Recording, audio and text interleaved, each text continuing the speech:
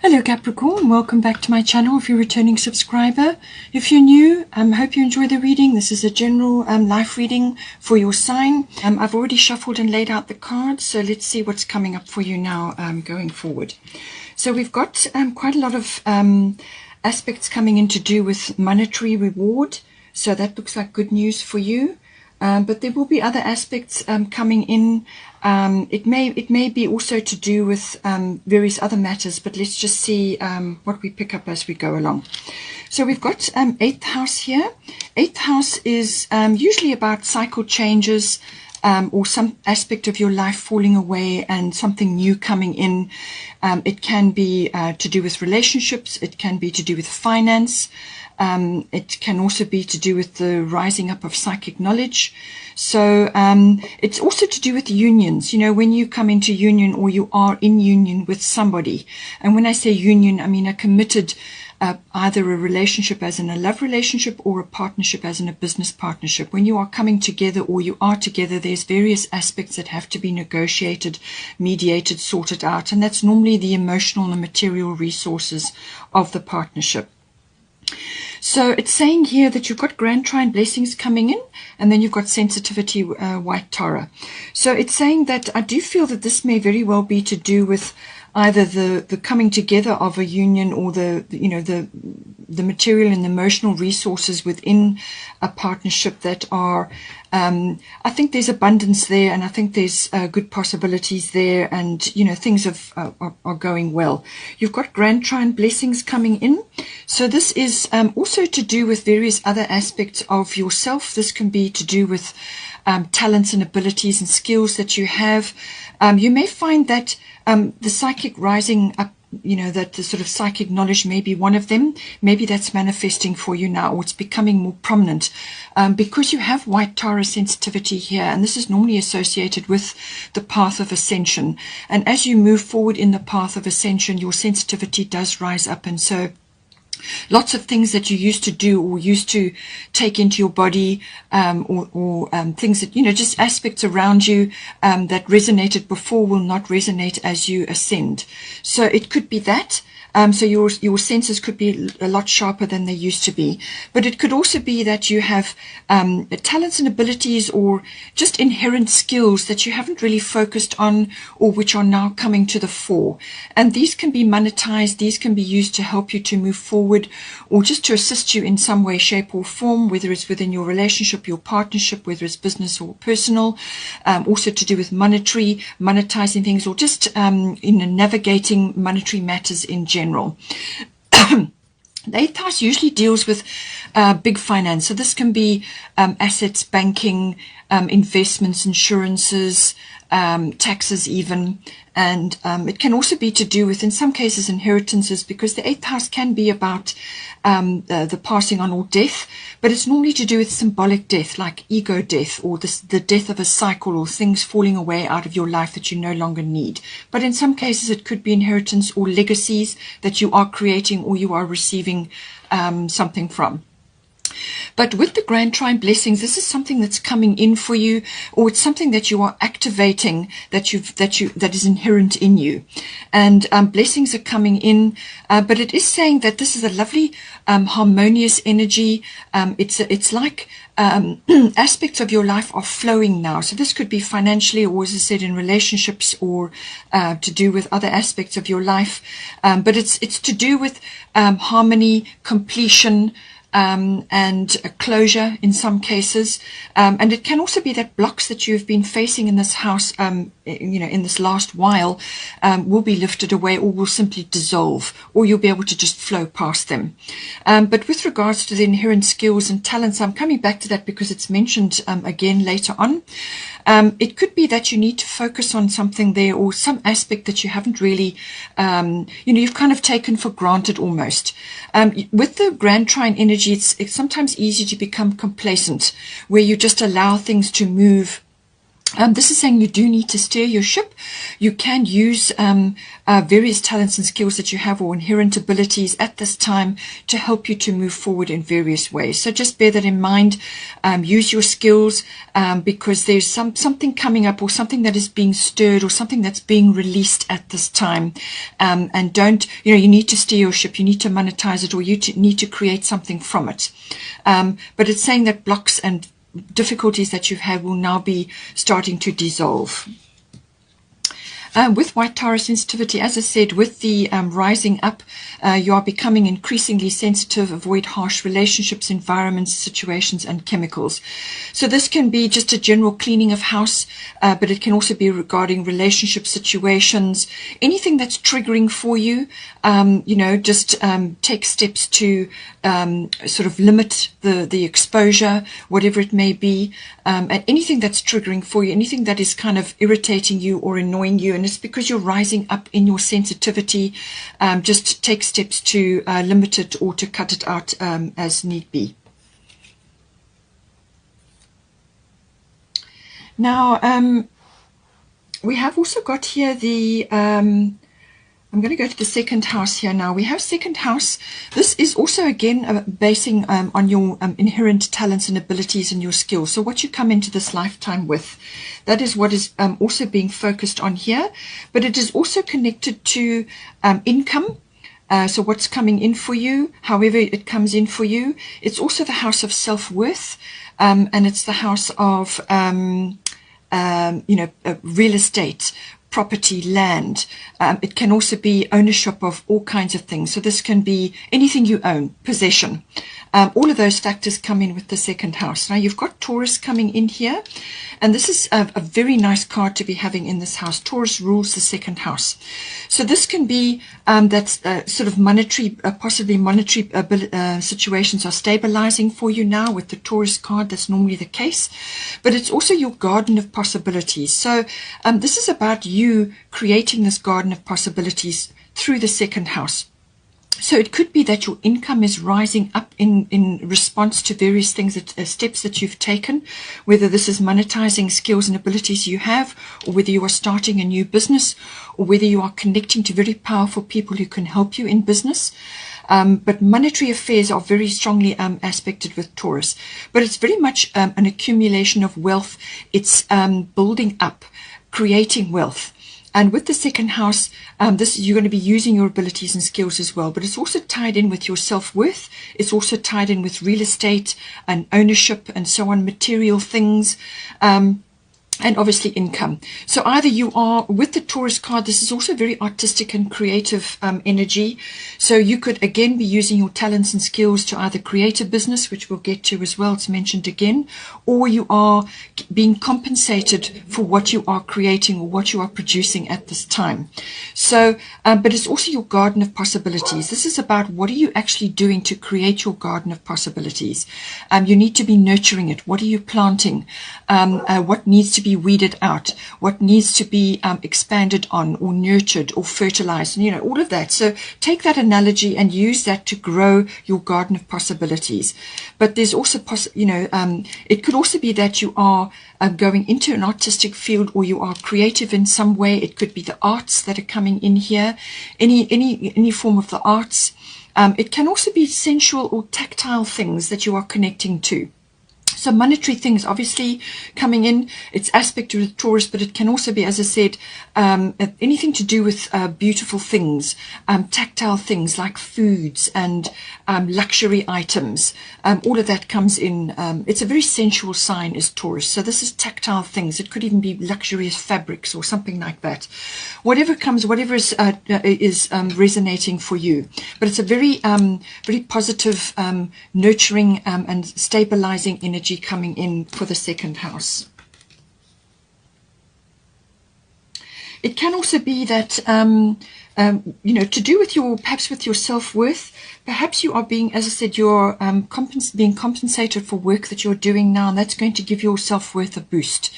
But it could also be that you need to spend a bit more time on yourself, self-love. With the Taurus card, that is kind of comes in as well, the self-love, the self-nurturing, spoiling yourself a little bit, doing things for yourself. And this can be from a monetary point of view. So this can be putting money aside for yourself. So you pay yourself for everything that you receive. So from your income, a percentage of that goes to paying yourself. That also comes in with this energy. I say that because you've got Maeve, cycles and rhythms. Honor the cycles of your body, energy levels and emotions. So this is saying avoid comfort eating, I would say, with the Taurus card, because Taurus loves food and drink and all beautiful sensual things and lovely, all the yummy things out there. Taurus loves that, loves to indulge in that. So just honor your body, look after your health as well.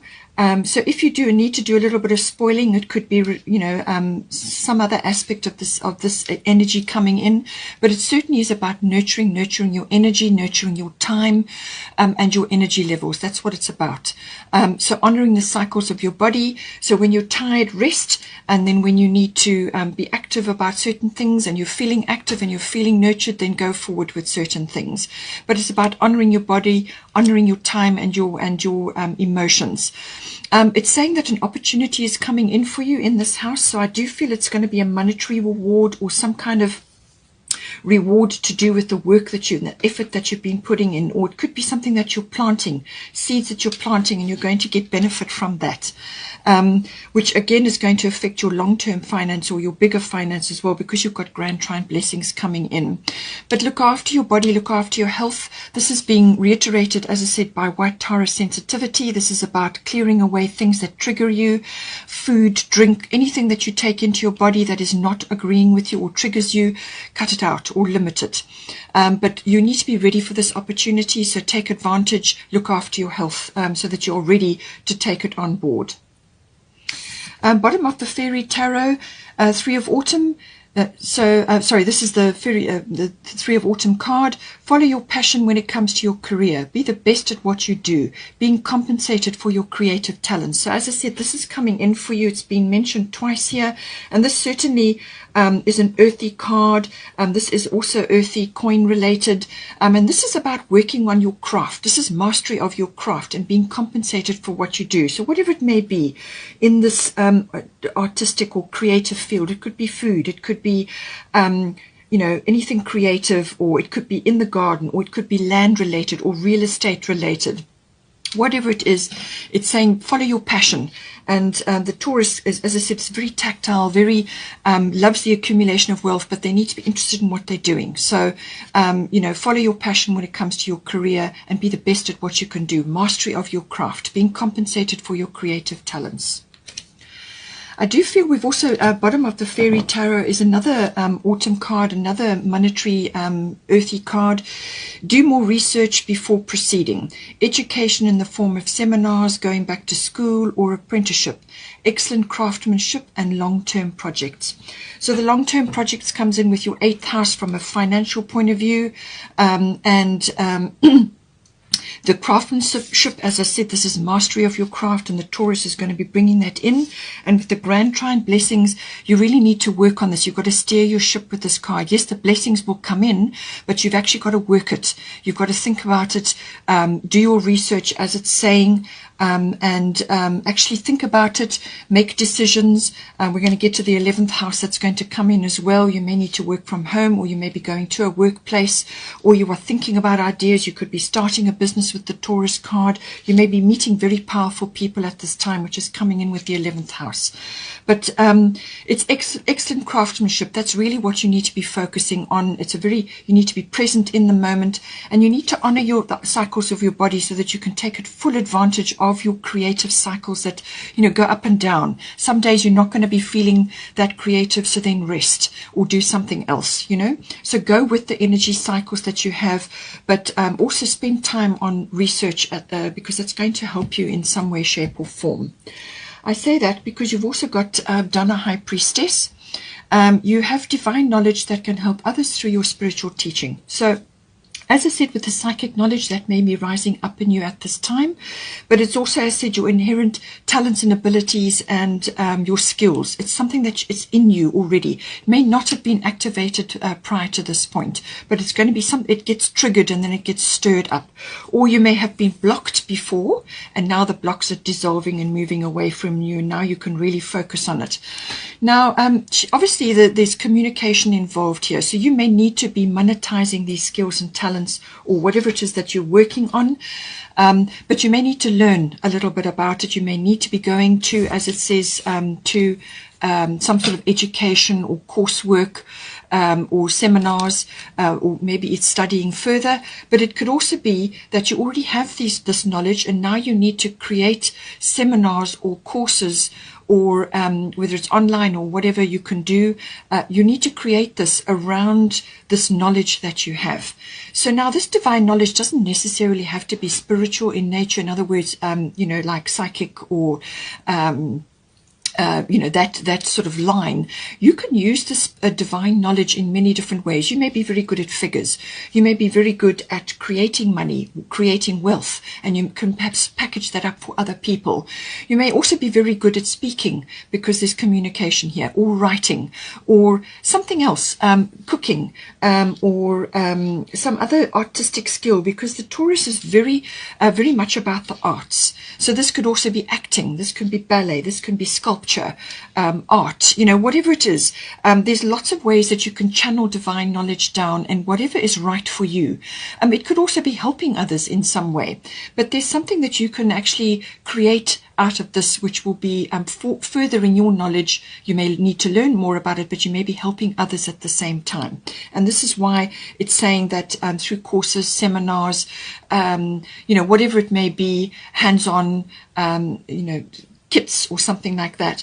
But you're channeling this, or you're bringing this information down from the divine, from your higher self, from God, whatever is appropriate for you, and then it needs to be expressed, which is what the Dana card is about. So this could be a business for you, or it could be a sideline to your main career, or it could become a career for you. But there's research required here, and you need to be using your skills and talents to get this information in. With the 11th house, this is the house of friendships. So friendships may be important to you at this time to help you with this, but it's also the house of groups, networking, contacts. So as I said, you may be meeting some very important people at this time, and this is about using your contacts and your networks to help you. It could be that also people are coming forward at this time who are not necessarily friends or family, but they feel like that because of you resonate with them, and they may be wanting to invest in something that you're doing, or they may be helping you, or they're just supporting you in some way. This has kind of got a futuristic aspect to it, and so has the air element card. Okay, so air element is all about communication and manifestation. So all of these things are coming in for you, and so you've got to use this to help you. But this is like glimpses of the future. Friends may be helping you, or associates, or societies, or connections of some sort. But it's also your hobbies and your interests may be highlighted. So maybe this is something that you've been working on. It's got that element about it, pushing your element, your wishes and your hopes and dreams for the future forward, your hobbies, your interests, whatever it may be, and somehow friendships may be coming in, and also contacts and associates.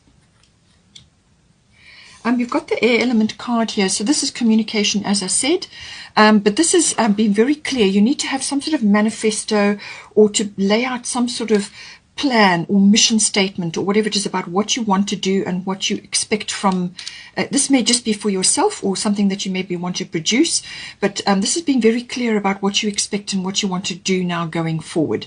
You may have to, with the fire element card, certainly there's going to be enthusiasm and energy coming in from this card, but you may have to be very clear with others at this time. You may have to get upfront with somebody. You may be challenged. There may be competition. but you're going to have to be very clear about what you're going to do, what you want from the situation and what you expect. So there's going to be some kind of negotiation or mediation. It could also be using logic, reasoning. All of these things come in with the air element card. Technology also comes in with this. So you may be using new technology or an upgrade from your current level of technology to help move things forward here, to bring the future, towards you, to communicate with others. There's lots of ways that can come in, but it's very much an air element. This is analyzing, weighing things up, making a decision, and sort of sifting and sorting. The research comes in here, the internet, all futuristic communications. You could be meeting people who are like that as well. And it can also be that you may need to travel at some point as well. This can be air travel usually.